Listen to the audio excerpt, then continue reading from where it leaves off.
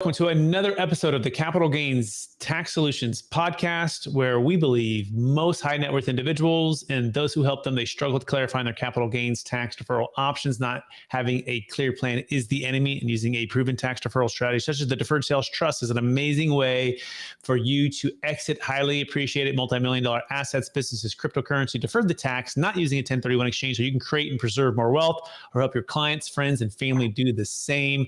Hey, we're also streaming on Expert CRE Secrets, where each and every episode we are bringing in some of the best real estate, financial, business minds and entrepreneurs in the world, where they share their ideas and deal stories, so together we can make complex tax deferral strategies simple and passive income plans achievable. Hey, I'm excited about our next guest. He's out of the great state of Texas, and he's an experienced he has an experienced background in as a chief engineer and demonstrated history of success in maritime industry. And over the years, he's honed his skills in managing diesel generators, steam turbine generators, boilers, and safety management systems. And his passion for engineering and problem solving led him to excel in various technical aspects of maritime domain. And recently, he has taken a leap into the exciting world of real estate investing, co-founding the Sicilian brothers, where they specialize in turning opportunities into profits and showing others how to do that through their mastermind and so much more. Please welcome to the show with me, Nick Sicilian. Nick, how you doing? Hey, great, man. Thanks for having me. I apologize. When we were talking earlier, I forgot to mention my original background, which was engineering. So I feel like I threw you for a loop there for a second. It is no problem at all. We like loops here. We like, legal tax flow loops, loopholes at times. We also like just to go live and just rock and roll here. So for our listeners to get to know you for the first time, would you give us a little bit more about your story and your current focus? Yeah, absolutely. So like Brett said, I started out actually as a marine offshore engineer. I used to work on container ships and tankers. I went to SUNY Maritime, which is an academy up there, got my Coast Guard license, was working offshore for a lot of years, and I had 2 kids, and it was getting tough. My oldest son, Damon, that one, he was 4 at the time, and he was nonverbal. So every time I'm working offshore, I'm leaving for 6 to 8 months, of the year at a time. It was just getting harder and harder for me to leave. So I hung up the boots in a sense, and I left my offshore life. I gave up a $200,000 job just to jump wholeheartedly into real estate. I got into the family business. I like to call it the family business because my brother Tony, who's my partner, the Sicilian brothers we formed, he's been doing it for about 20 years. My mom works at a title company. She was a realtor up in New York. That's where we were born and raised. We moved down to Texas we started migrating about 20 years ago. Just started seeing what the boom was in the early 2000s. It was such a better cost of living and just better opportunities. So we just started all moving down and got into, like I said, I got into real estate, got into hard money lending, started doing great things with that, kind of learned right from the fire hose in a sense. When you're doing investment financing, that's how you're going to learn everything, right? Doing so many different deals and analyzing them. Fantastic. Thank you so much for your service and your background. That's fantastic. And we're going to be talking about wholesaling, flipping, and cash flow with Nick Sicilian. By the way, if you want to connect with Nick right now, you can go to reiaf.com. That's reiaf.com. And just look up the Sicilian Brothers on YouTube, which is up to, I think, 70,000 subscribers. So check that out for sure. Tons of great content there. But Nick, before we dive into wholesaling, flipping, and cash flow and ways to grow wealth with that, I do want to take one other step back. I believe we've all been given certain gifts, and these gifts have been given to us to be a blessing and help to others. I'm curious, what would you say the 1 or 2 gifts that you've been given, and how does it help how you bless and help people today? So 2 things, right? I'm very analytical. That's just the engineer part of me. Tony, I was like, how the hell am I going to get into real estate? Tony's like, listen, you're going to be fine. You can talk to people. That's all you need to do. The rest you'll learn. And that was kind of like a saving grace. So having that ability was great. The other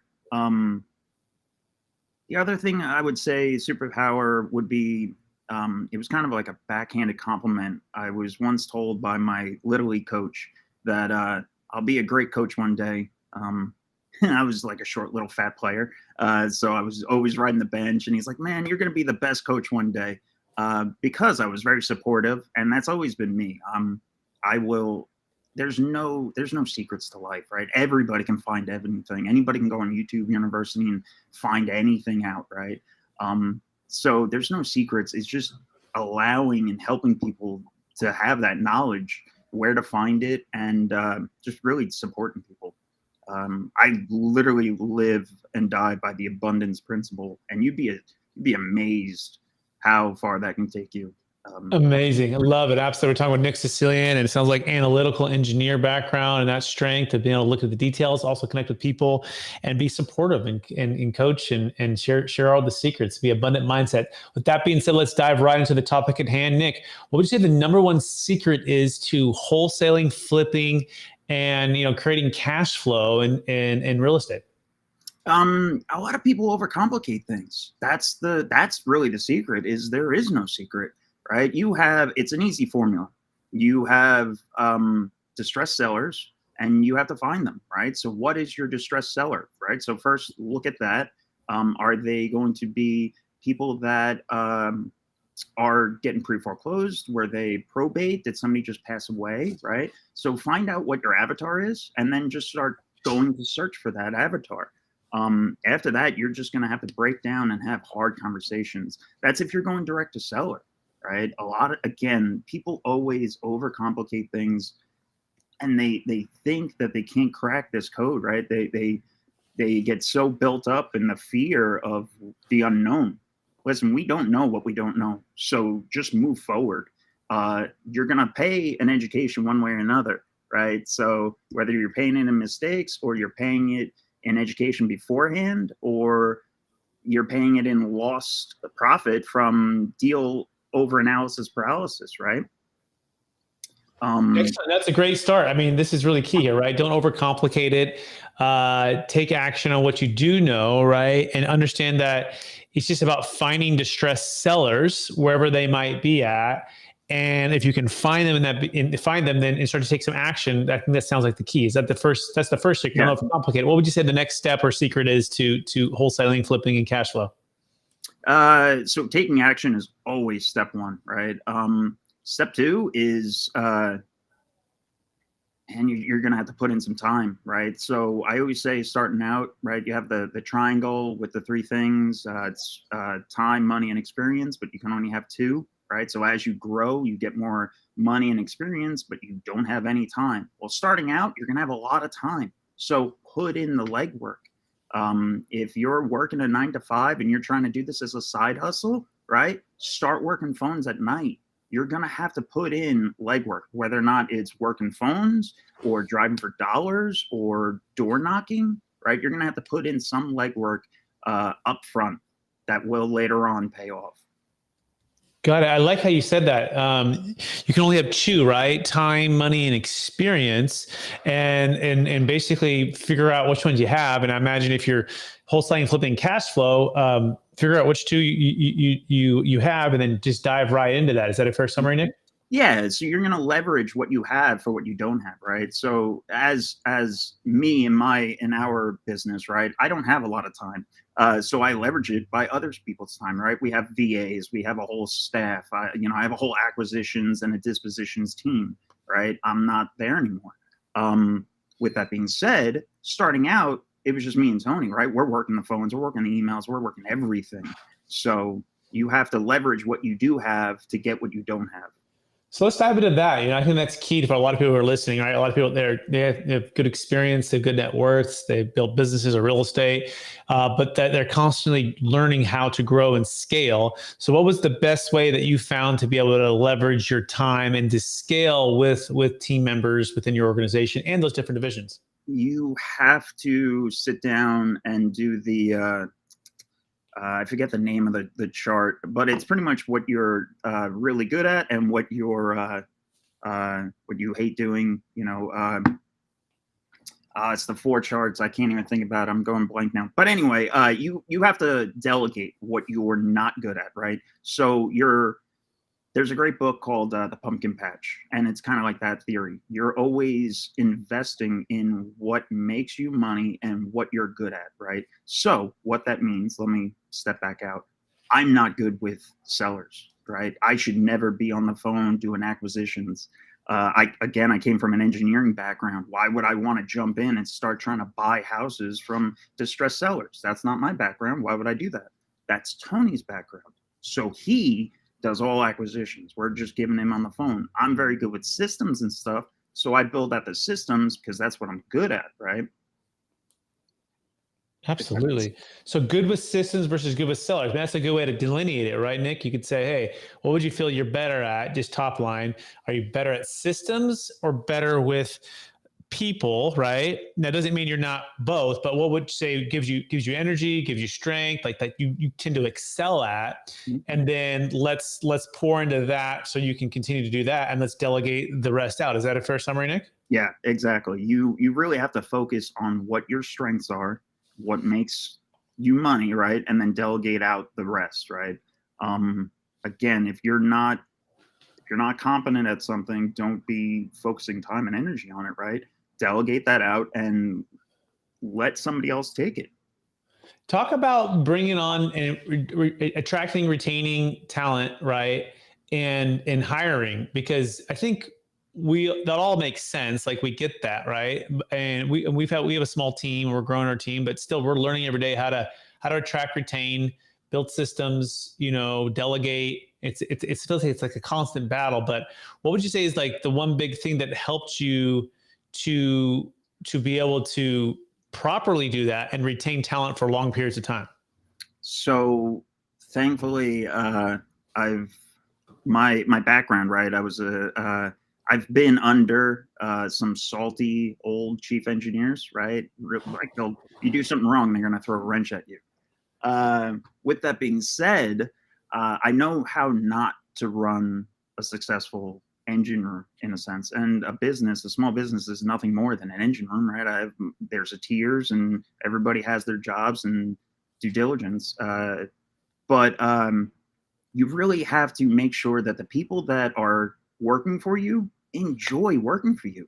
If you know that if you're riding them so much and they hate coming to work, they're not going to be productive. They're not going to be wanting to grow your business, because that's what they're doing, right? Once you start hiring out people, you have to realize that they need to eat. It's a downside, but you have to feed them, right? So you have to make sure that they're being taken care of.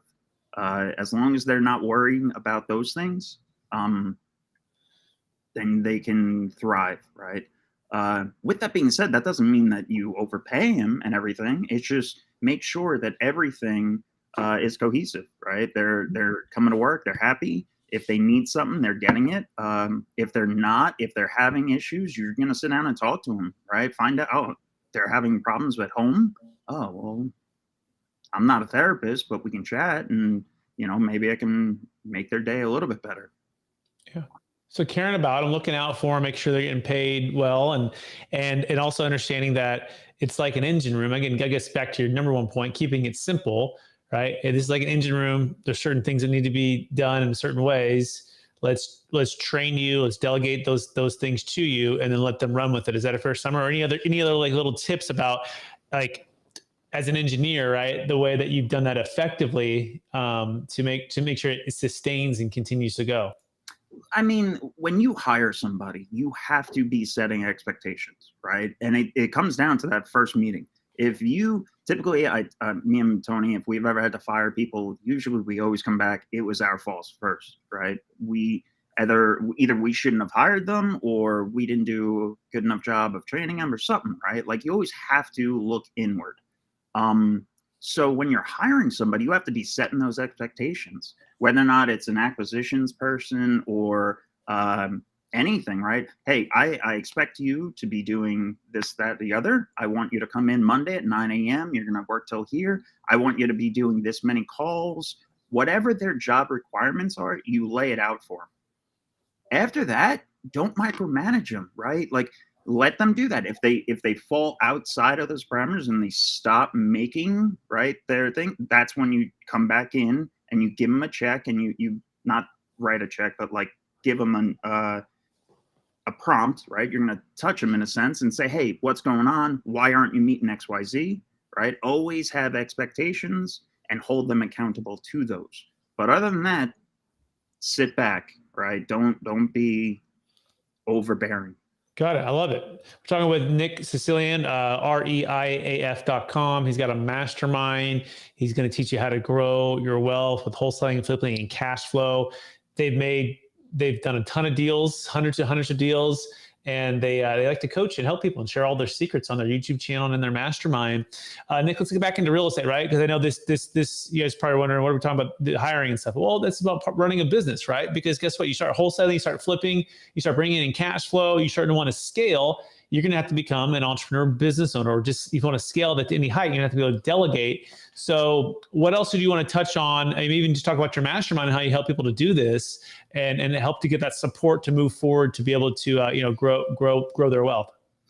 Everybody wants to scale because they think it's going to make their life easier, right? They'll start out, and usually the progression is they're going to start out, they'll break their teeth in wholesaling, and then they'll hire out some VAs because it's relatively cheap or inexpensive labor, and then they expect the VAs to make their life easier. Like, the whole point of scaling is to actually generate more work for you, so your life is going to get busier and harder, right, with those things. So never scale until you're ready, right? Always build out your foundation. Otherwise, you're just going to be scaling chaos, and otherwise, that's a nightmare. Never do that. Got it. Very well said. That's good wisdom. Make sure you're building the right foundation. I guess it's like an engineer, right? Don't build your house on the sand. We're in the middle of a hurricane actually today. We're not getting hit very hard. It kind of missed us here in Northeast Florida. But the point is, don't build on the sand, build on the rocks, so that when you do scale, you can do more work, maybe more efficient work, help more people make a bigger impact. But if you're not building it right, then you're just scaling to chaos. Is that a fair summary, Nick? Yeah. I mean, Tony and I, for an example, right? We went out, hired VAs. I didn't have the systems in place. Tony's never worked with VAs before. We ran them for 6 months. I don't think we got any leads out of them. It was a complete just setting money on fire. And it took us way too long to cut that system out because we didn't have it set up. But that was us. We were trying to scale chaos at the time. So always try to avoid that. By the way, how did you adapt? That's a good kind of case study, right? So you figure out how you did it wrong. You said, okay, this isn't working.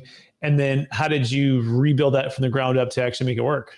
So that, like I said, you have to cut it off in a sense, right? If something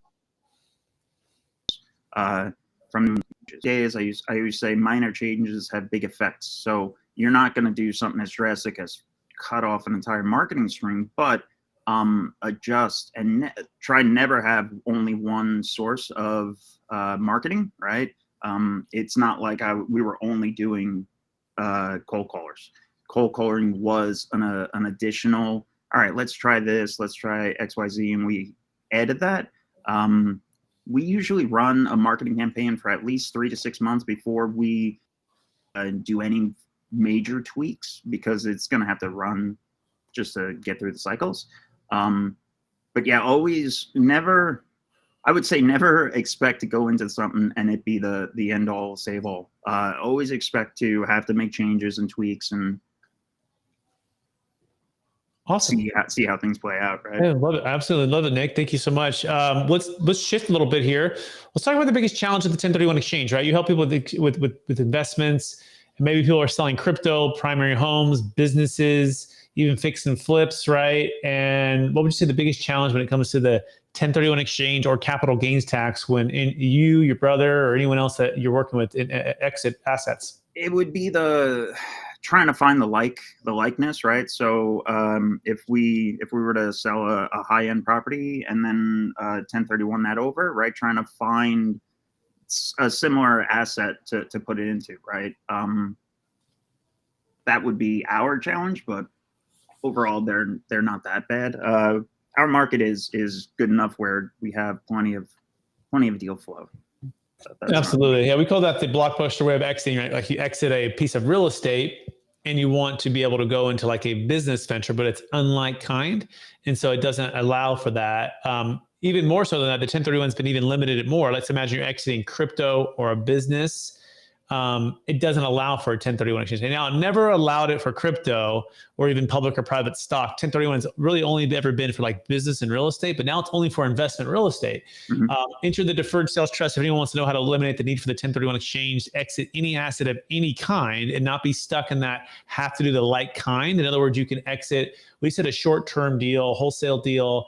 It was $37 million actually mostly in Austin, Texas area for a client last year where he tied up some land, Nick. He improved it. It was less than a year. And instead of getting hit with that ordinary income tax, he moved it into the trust and deferred all the tax. And then he can invest it back into other investments, his business ventures, his development projects, fix and flips, all tax deferred, not using the 1031 exchange. And so it is possible to be able to diversify and to move your wealth in a way that gives you freedom and access to deals. You just have to understand how to do that. And this is why we're here. Go to capitalgainstaxsolutions.com if you want to learn more how to build an exit plan anytime you exit. That being said, Nick, are you ready for the lightning round? Yeah, hit me with it. All right. Knowing what you know now, if you could go back to your 20-year-old self, what's the one golden nugget make sure to tell yourself to do? Delayed gratification. I can't even say that word. Delayed gratification? Yeah, there you go. Yeah. Learn up on it, read it, understand it, and hold on to every property you can. That goes back to every wholesaler. That goes back to every flipper, right? I don't think I've ever heard somebody say, "Oh man, I wish I didn't hold that one." Everybody says, "I wish I held that one." So be in it for delayed gratification. I can't talk, but you know. Delayed gratification. I get you. Yeah.